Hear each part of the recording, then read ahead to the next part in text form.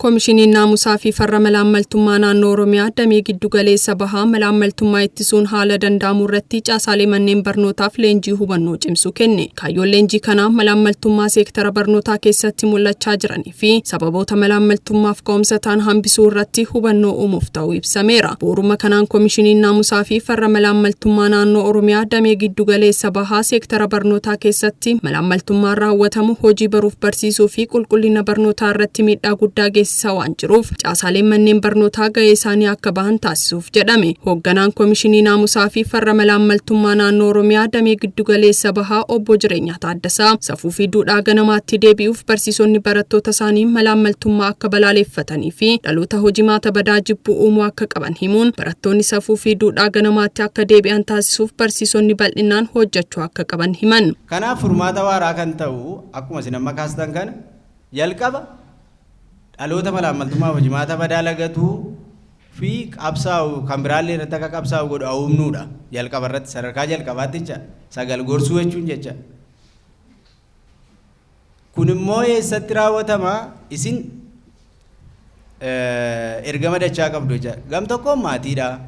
Manuma barumsaa gaafa barattan baay'ee ijoolleef immoo nyaata isaanii hiitanii maal jettanii mitiree kan kaatan ofii immoo barsiisu.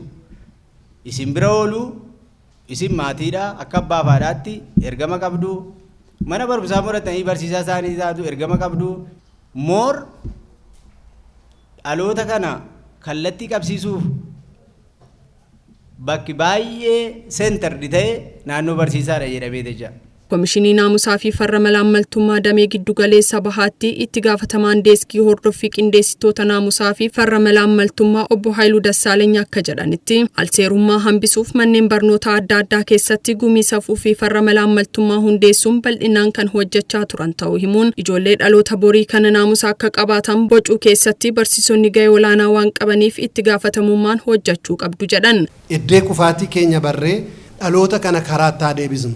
Dura akkas turre amma immoo sanarratti yoo deebine biyya kanas ijoollee keenyas egeree isaanii bareechuu dandeenya yaada jedhuutiin kakaasaa jiru. Kanaadhaaf isa kana giddu galeessa godhannee isin kan nu qabachuu qabdan dhaloota kana bocuun itti gaafatamummaa qabna.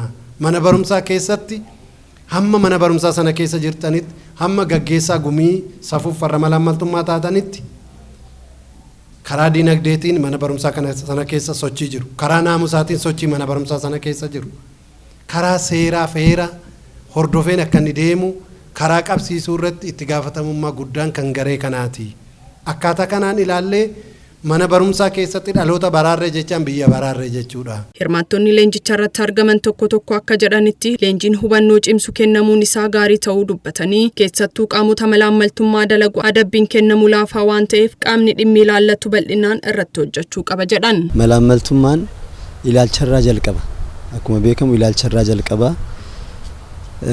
Kanaaf barattoota keessatti ilaalchi kun akkamitti jijjiirama yaadarimee jedhu diippilii gadi buunee hojjechuudhaaf hubannoon bal'aan haala kanaan kennamu kun wanta jajjabeeffamudha. Leenjiin kun leenjii baay'ee barbaachisaa fi qaamolee garagaraatiifis kan kennamuu qabu jedhee yaada jechuudha. Nu kennamuun isaa baay'ee barbaachisaadha. Malaammaltummaa yeroo ammaa kanatti baay'ee lafa qabatee kan jiruu fi waajjiraalee garagaraatti uummanni baay'ee rakkachaa kan jirudha jechuudha. Nummootu an akka barsiistuu tokkotti leenjiin kun naa kennamu kiyya dhaloonni ani qaraa jiru kuni safuu aadaa duudhaa isaa isa ganamaa san eeggatee isa ganamaa sanitti deebi'ee hanga tokko balleessullee hoo dadhabe malaammaltummaa kana dhaloonni dhufaa jiru kuni akka gadi xiqqeessu dhaloota kana qaruudha fi leenjii kana fudhachuun baay'ee natti tolaa jechuudha.